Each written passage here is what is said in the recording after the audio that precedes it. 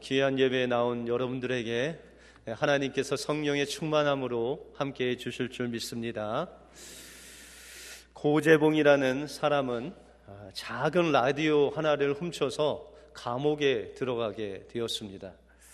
그런데 그는 추록하자마자 앙심을 품고 그 식구를 도끼로 6명이나 죽인 포악한 살인자였습니다. 그가 얼마나 포악한지 한 번은 교도소 소장이 창살 사이로 그를 보고 있는데 손가락으로 찔러서 그 소장을 넘어뜨리기까지 하는 그런 포악한 사람이었습니다. 하루는 그가 감옥에서 이제 사형 받을 날짜만 기다리다가 있는데 어느 평신도가 그에게 다가와서 이렇게 이야기했습니다. 나도 당신과 같이 죽을 수밖에 없었던 죄인이었으나 이 성경을 읽고 구원을 얻었으니 한번 읽어보시지 않겠습니까? 라고 하면서 성경을 건네주는 것이었습니다. 그는 호기심이 가득하여 성경을 읽었는데 그 성경을 읽어 내려가는 동안에 그는 그 자신이 깨지고 또한 하나님 앞에 죄를 회개하고 예수님을 영접하게 되었습니다. 그가 얼마나 변화되었는지 제소자 2,000명 중에 1,800명을 예수 그리스도께로 인도하는 놀라운 기적을 일으켰습니다. 이제 그가 사형장으로 끌려간 그는 이 목사님께서 그를 위해서 목매어 기도를 끝맺지 못하자 그는 그 기도를 받아서 이렇게 기도를 했다고 합니다. 사랑하시는 하나님 아버지, 저를 구원하신 하나님, 감옥에 있는 모든 영혼들을 구원해 주시고 저를 사형 집행하는 분들도 그 죄를 용서해 주시고 다 구원받게 하옵소서. 제가 세상에서 지은 죄를 용서받고 주를 뵙게 되었으니 감사와 찬송을 올려드립니다. 이렇게 기도한 후에 빛나고 높은 보좌와 그 위에 앉으신 예수님을 찬양하고 하늘 가는 밝은 길이 내 앞에 있으니 찬송가 545장을 부른 후에 천사 같은 얼굴로 사형을 당했다고 합니다. 비록 그는 주님을 몰랐을 때 흉악한 죄를 범했지만 그러나 그가 예수 그리스도를 영접하고 그 주위에 있는 그 많은 영혼들을 정말 하나님께서 사랑하시는 것을 알고 그들 위해서 기도하고 죽기 전에 모든 영혼이 그들 하나님께로 인도하기를 간절히 기도했던 그는 마지막 순간까지 하나님께 영광을 돌리고 찬송하는 모습으로 하나님 앞에 갔다는 것입니다. 오늘 본문을 통해서 우리도 어떻게 우리의 삶 속에서 항상 감사하고 항상 용서하고 하나님께 찬송할 수 있는 그 성령 충만한 삶을 살 수 있는지를 오늘 본문을 통해서 살펴보겠습니다. 먼저 성령 충만함을 받기 위해서는 먼저 세월을 아껴야 합니다. 세월을 아낀다는 말에서 이 세월이라는 말은 카이로스라는 단어로서 나에게 주어진 시간, 다시 말해서 주관적인 시간을 이야기할 때 이 카이로스라는 단어를 씁니다. 또한 여기서 아낀다는 것은 속량한다, 지불한다 라는 그런 뜻입니다. 그래서 세월을 아낀다는 것은 우리에게 주어진 환경 속에서 기회를 찾아서 그에 따르는 어떠한 희생과 대가를 치르더라도 그것을 내 시간으로 만드는 것, 그것이 세월을 아끼는 삶이라고 말씀하고 있다는 것입니다. 우리가 마태복음 26장에 보시면 예수님께서 마리아의 집을 방문하십니다. 이제 예수님께서 십자가를 지실 날이 얼마 남지 않았는데 주님이 사랑하시는 이 마리아 가정에 방문했을 때 마리아가 가장 귀한 옥합 향유를 깨어서 그 향유로 머리털로 그 예수님의 발을 씻기는 그런 일을 했습니다. 그때 예수님을 따르는 제자 중에 한 명은 왜 그것을 가난한 자들에게 나누어 주지 않고 왜 그렇게 허비하냐고 꾸짖지만 예수님은 그 여인을 향해서 제자들에게 이렇게 이야기를 합니다. 가난한 사람은 너희들과 늘 함께 있지만 그러나 이 여인은 나의 죽음을 준비했으니 이 복음이 전파되는 곳마다 이 여인이 나에게 행한 것이 전파되리라 라고 그렇게 말씀하고 있습니다. 여러분들, 이 여인이 자신이 가지고 있는 가장 귀한 것을, 예수님을 만나는 그 가장 귀한 시간을 자신의 그 시간으로 갖기 위해서, 다시 말해서 예수님과의 그 귀중한 만남을 위해서 자신의 그 소중한 것을 들여서 예수님의 그 발을 씻기는, 섬기는 마음, 그 사랑하는 마음을 보였을 때 그것이 땅에 떨어뜨려지지 않고 영원히 주님의 그 복음 안에 남는 놀라운 시간이 되었다는 것입니다. 여러분들, 나아만 장군이 엘리사에게 가서 그 나음을 얻으려고 했을 때 엘리사가 나아만 장군에게 이야기하기를 너는 요단강에 가서 7번 씻으라라고 말합니다. 여러분들, 그 당시에 이 엘리사가 있던 곳은 사마리아 지역이었습니다. 근데 이 사마리아 지역에서 요단강까지 가려면 30km, 다시 말해서 한 20마일은 가야 그 요단강이 있었습니다. 그럼에도 불구하고 이 나아만 장군이 처음에는 불평했지만 나중에는 그 20마일을 가는 그 대가와 그 수고를 통해서 그곳에 가서 또한 엘리사의 말씀에 순종해서 7번 들어갔다 나오는 그 수고를 지불할 때 하나님의 놀라운 역사를 나아만이 체험하게 되었다는 것입니다. 여러분들, 세월을 아끼는 것은 하나님께서 우리에게 주신 그 시간 속에서 우리가 그 시간 속에서 주님을 만나기 위해서 우리의 소중한 것, 지불하는 것, 그것이 세월을 아끼는 삶이라는 것입니다. 그렇게 우리의 것을 드리고 또한 지불했을 때 주님께서는 우리를 만나주시고 또한 우리와의 깊은 교제의 시간을 갖게 하신다는 것입니다. 제가 예전에 사역하던 교회에서 이제 단기 선교를 가기 위해서 펀드레이징을 했습니다. 근데 이제 그 펀드레이징을 하기 위해서 작은 저금통을 만들어서 이 교인들에게 나눠주고 동전을 거기에 이제 채워서 갖고 오라고 했습니다. 근데 어떤 집사님 부부가 그 이야기를 듣고 모금통을 여러 개 가져다가 그냥 집에도 하나 놓고 특별히 사업장에 놓고 그 사업장에 들어오는 고객들에게 그것을 설명을 했습니다. 우리가 언제 어디로 단기 선교를 가는데 펀드레이징을 하고 있다. 여기에 동참하려면 좀 도네이션 해라 라는 것을 계속 이 커스터머에게 이야기를 했습니다. 그런데 여러분들, 이 동전통이 있다 보니까 지폐를 넣어야 되는데 다 동전만 넣다 보니까 많이 모이질 않았습니다. 그래서 그 집사님이 고민을 하다가 그러면 이 통으로 부족하니까 내가 좀 먹을 것, 뭐 사탕도 사오고 캔디도 사오고 뭐 과자도 사와서 이거를 좀 팔면서 모금을 하면은 더 모금이 잘 되겠다 해서 그 가게 앞에 모금통 외에 뭐 이렇게 먹을 것을 쫙 놔두고 그 커스터머가 오면 그것을 또 설명하는 겁니다. 그렇게 해서 모인 돈을 단기 선교할 때 헌금하는 그 집사님의 간증을 들었습니다. 여러분들, 우리가 그 모금통 가지고 가면 저조차도 집에 동전이 있으면 넣겠지만 동전이 없으면 일부러 만들어서 넣지는 않았을 것입니다.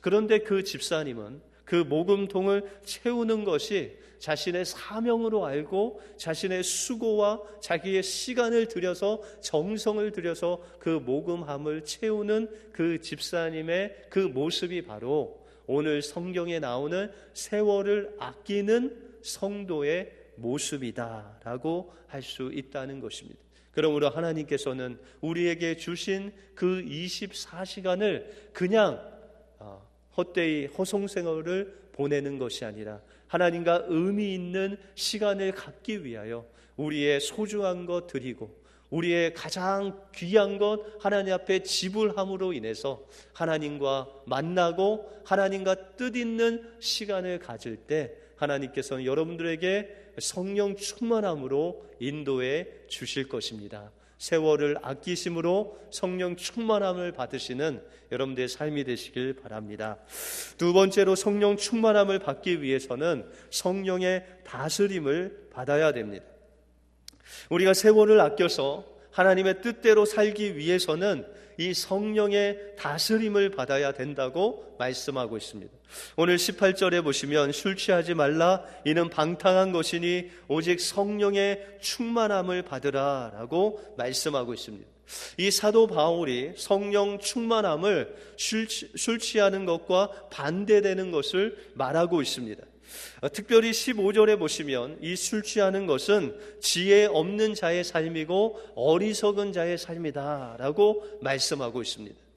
여러분들 술 취함의 특징이 무엇입니까? 여러분들 술 취하면 말과 행동이 술의 지배를 받습니다. 다시 말해서 술이 이끄는 대로 말하고 행동하게 된다는 것입니다.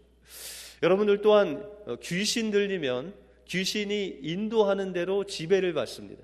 여러분들 귀신 들린 사람 보셨습니까?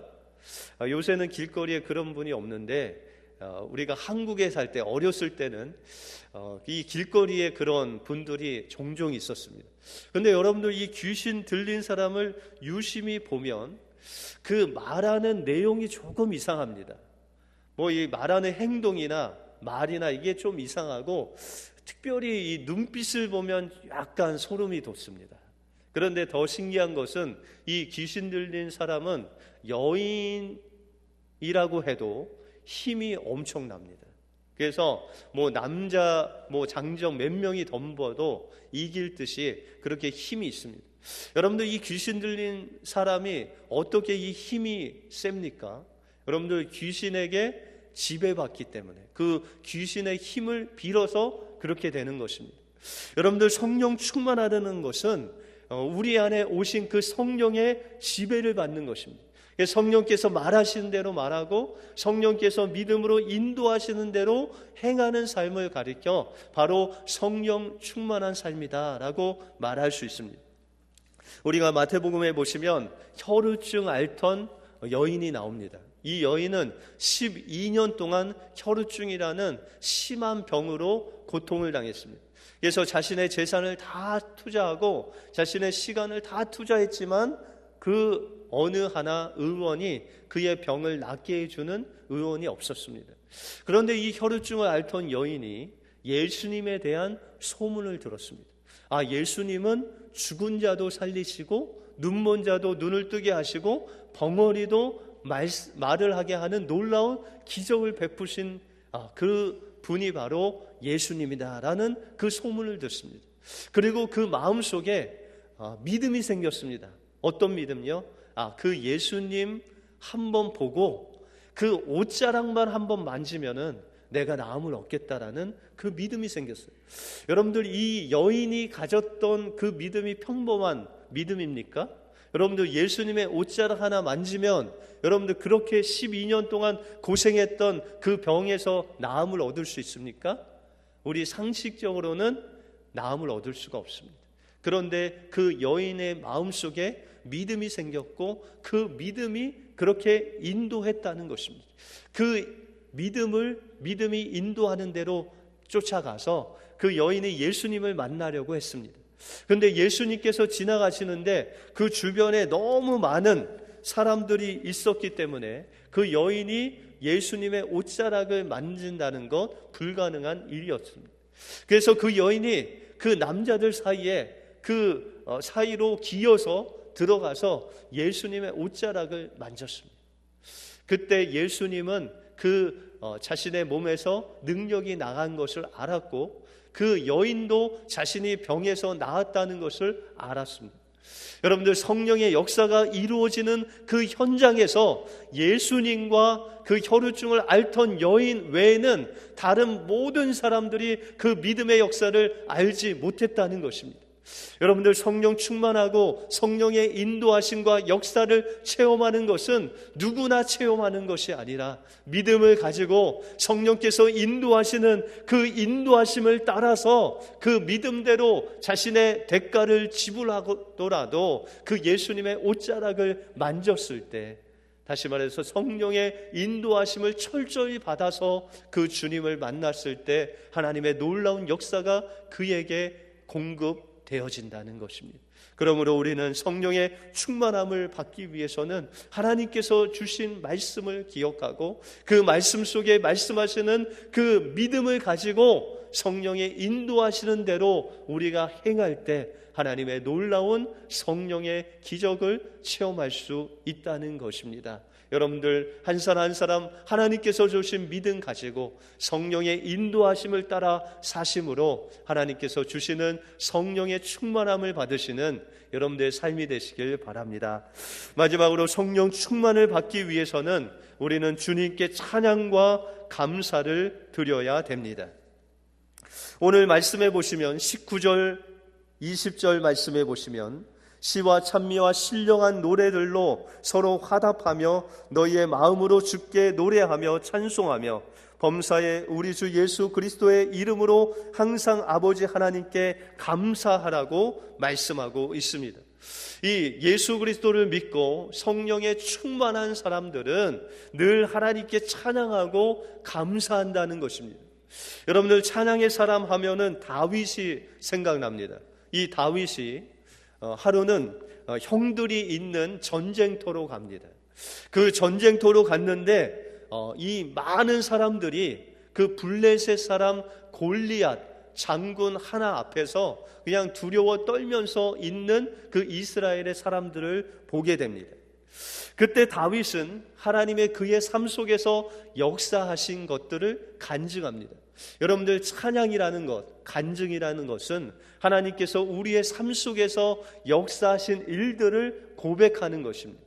그래서 이 다윗은 그 이스라엘 왕 앞에서 하나님께서 어떻게 자신에게 역사하신 그 하나님의 일들을 고백하고 간증해냅니다. 그래서 내가 양을 치다가 곰이나 사자를 만나서 그 양들을 움켜쥐면 내가 가서 그 사자의 입을 찢고 그 양을 건져냈다라고 그렇게 이야기를 합니다. 여러분들 다윗과 사자가 싸우면 누가 이길까요? 사자가 이기죠. 여러분들 다윗과 곰과 싸우면 누가 이길까요? 그냥 이 어린 아기 곰 말고 어른 곰하고 싸우면 다윗이 이길까요? 곰이 이길까요? 당연히 곰이 이기죠. 근데 여러분들 다윗이 이 곰과 사자를 이길 수 있는 힘이 다윗에게 나온 것이 아니라 늘 하나님께서 그에게 함께 하시고 그래서 이 다윗은 하나님을 찬양하고 감사하고 하나님께서 주시는 그 능력이 그에게 있었기 때문에 그는 하나님께서 주시는 힘으로 곰과 사자를 이길 수 있었다는 것입니다. 여러분들 사울 왕은 어떻습니까? 이 사울 왕은요 늘 그 마음속에 다윗을 질투했습니다. 자신을 천천히라고 하고 이 다윗을 만만으로 하는 백성들의 그 음성을 항상 그 마음속에 두고 다윗을 죽이려고 했어요. 그래서 때로는 창을 던지기도 하고 때로는 군사를 이끌고 이 다윗을 죽이려고 했지만 하나님께서는 허락지 아니하셨어요. 그래서 이 사울 왕을 보면은 늘 그 마음속에 불안함과 또한 근심과 걱정과 두려움이 가득 차서 악한 영이 그에게 역사했다라고 그렇게 이야기를 하고 있습니다. 여러분들 이 다윗과 사울의 그 마음의 차이는 무엇입니까? 한 명은 하나님을 찬양하고 한 명은 그 마음속에 두려움이 꽉 차서 늘 불안해 있는 그 차이가 무엇입니까? 그 차이는 바로 다윗은 늘 하나님을 바라본 것입니다. 늘 하나님께서 자신에게 주신 그 은혜에 감사하면서 그 감사가 견딜 수 없어서 하나님을 찬양한 것입니다. 그래서 다윗은 법궤가 하나님의 그 법궤가 자신의 왕궁에 들어올 때 그는 너무 신나서 춤을 췄습니다. 자신의 바지가 내려가는 것도 모르고 하나님께 찬양했습니다. 왜요? 그 마음속에 하나님을 향한 사랑이 있었기 때문에. 그러나 사울은 하나님을 향한 사랑이 없었습니다. 오히려 사람을 향한 미움과 그 시기하는 마음으로 가득 찼을 때 그는 찬양과 감사로 하나님께 영광을 돌리지 못했다는 것입니다. 그러면 우리가 성령 충만을 받기 위해서는 늘 하나님께 찬양해야 됩니다. 하나님께서 우리에게 베푸신 그 사랑에 대해서 늘 기억하고 하나님께 찬양과 감사로 영광 돌릴 때 하나님께서는 또 다른 감사의 제목을 우리에게 주실 것입니다. 이동원 목사님의 설교에 이런 예화가 나옵니다. 미국의 스티얼 워러라는 집사님이 계셨습니다. 근데 이 집사님은 늘 그 입에 감사가 끊이지 않고, 그는 교회를 가서 굳은 일을 해도 감사하고, 뭐 어떤 원망과 불평을 할 만한 그런 일이 있어도 그는 불평하지 않고 하나님께 감사하고 늘 찬양을 읊조리면서 다니는 그런 집사님이 계셨다고 합니다. 그래서 이 집사님의 별명을 가리켜 감사 집사라고 그렇게 졌다고 합니다. 그런데 이렇게 굳은 일을 마다하지 않고 하나님 앞에 늘 찬양과 감사하는 이 집사님에게 어려움이 닥쳤습니다. 그것은 자신의 아내에게 치매가 왔습니다. 다시 말해서 알츠하이머가 와서 이 아내가 점점 사람들을 못 알아보게 되었다는 것입니다. 그래서 이제 가족들도 알아보지 못하고 그 병이 심해져서 요양원으로 그 아내를 안내했습니다. 그래서 이 감사 집사님은 늘 아침에 이 부인 집사님께 가서 같이 산책도 하고 같이 기도도 해주고, 그가 빼먹지 않고 하는 일이 한 가지 있었다고 합니다. 그것은 아내를 위해서 아침에 아이스크림을 사서 갔다고 합니다. 그 아내가 평소에 가장 좋아했던 것이 이 아이스크림이었다고 합니다. 여러분들 아내가 가장 좋아하는 것은 무엇입니까? 네, 그 감사하는 이 집사님이 매번 그 아이스크림을 가지고 가고 산책하고 기도하고 밤늦게 돌아오고 그런 일들을 반복했답니다. 그런데 어느 날 하루 이 아내가 그 집사님을 바라보면서 여보라고 이야기하지 않고 당신은 누구십니까? 라고 묻는 것이었습니다. 다시 말해서 그 남편을 알아보지 못했던 것입니다. 어느 날 아내에게 다시 한번 물었습니다. 여보, 내가 누군지 알아요? 라고 물었더니 아이스크림을 사줄 수 있는 좋은 아저씨입니다 라고 그렇게 이야기를 했다고 합니다. 그래서 너무 마음이 아파서 이 감사 집사님이 집에 와서, 하나님, 제가 늘 하나님 앞에 찬양하고 감사해야 되는데 하나님, 이 아내가 저를 알아보지 못하고 저에게 여보라고 불러주지 못하는데 하나님, 제가 마지막 소원입니다. 하나님, 정말 아내를 보면서도 감사할 수 있게끔 하나님 이 환경을 인도하여 주옵소서. 이렇게 기도하는데 번쩍 성령님께서 아이디어를 딱 하나를 주시는 것입니다. 그래서 아침 일찍 아이스크림을 사들고 요양원에 가서 그 요양원을 인도하시는 그 목사님을 찾아가서 자신의 아내와 자기가 결혼식을 하게 주례를 좀 부탁을 드린다고 그렇게 이야기를 했습니다. 그리고 나서 이제 그 아내에게 가서 결혼식을 같이 하자고 했더니 그날은 또 정신이 돌아왔는지 이 남편에게 나는 결혼을 이미 했으니 결혼식 할 수 없습니다 라고 그렇게 이야기하는 겁니다. 그래서 아내를 막 설득하려고 하다가 좋은 생각이 떠올라서 결혼식을 안 하면 아이스크림을 안 주겠다고 협박을 했습니다. 그랬더니 그 아내가 승낙을 했습니다. 그래서 이제 이 결혼식을 하는 중에 그 목사님이 결혼 서약을 남편에게 물었습니다. 당신은 비가 오나 눈이 오나 슬플 때나 기쁠 때나 아내를 사랑하겠습니까? 라고 물으니까 이 남편이 네 하고 대답을 했습니다. 그 아내를 보면서 목사님이 질문했습니다. 당신은 비가 오나 눈이 오나 아플 때나 건강할 때나 이 사람을 남편으로 맞이하겠습니까? 라고 물었더니 아내가 유심히 그 남편을 쳐다보면서 한 5초 10초 지난 후에 예 라고 대답을 했다고 합니다. 그런데 정말 기적처럼 그 아내가 6개월 동안, 결혼하고 6개월 동안 그 남편이 올 때마다 여보라고 불렀다고 합니다. 그리고 6개월 후에 주님의 품으로 돌아갔다고 합니다. 그래서 장례식 때 그 감사 집사님이 고백하기를, 하나님께서는 이 6개월 동안 아내를 인도하셔서 정말 그가 나에게 아내라고 부를 수 있도록 하나님께서 인도하신 그 하나님께 내가 찬양과 감사를 올려드린다고 그렇게 고백했습니다. 여러분들, 우리 믿는 사람들의 우리의 삶 속에서 어떠한 어려움과 역경이 올지라도 그러나 주님을 의지하고 또 주님 앞에 간구하고 주님 앞에 구할 때 성령께서는 우리를 좋은 길로 인도하셔서 우리가 성령 충만함으로 하나님을 어떠한 상황 속에서도 찬양과 감사를 드릴 수 있도록 인도해 주신다는 것입니다. 그러므로 하나님께서 우리를 성령 충만하게 인도하시기 위해서 여러분들을 이 자리로 인도해 주셨습니다. 그러므로 하나님께서 여러분들에게 주신 그 시간을 헛되이 보내지 아니하고 주님과 정말 어떻게 하면 만날 수 있을까? 여러분들의 소중한 것을 들여서까지 주님을 만나시길 바랍니다. 그리고 다른 것에 인도함을 받는 것이 아니라 성령의 인도함을 받아서 어떠한 상황 속에서도 하나님께 감사하고 어떠한 상황 속에서도 하나님께 찬양 드리심으로 말미암아 하나님이 부르실 때 착하고 충성된 종아, 내가 성령 충만함으로 하나님의 말씀대로 살았구나 라는 칭찬을 받으시는 우리 은혜교회 모든 성도님이 되시기를 주님의 이름으로 축원드립니다. 기도하겠습니다.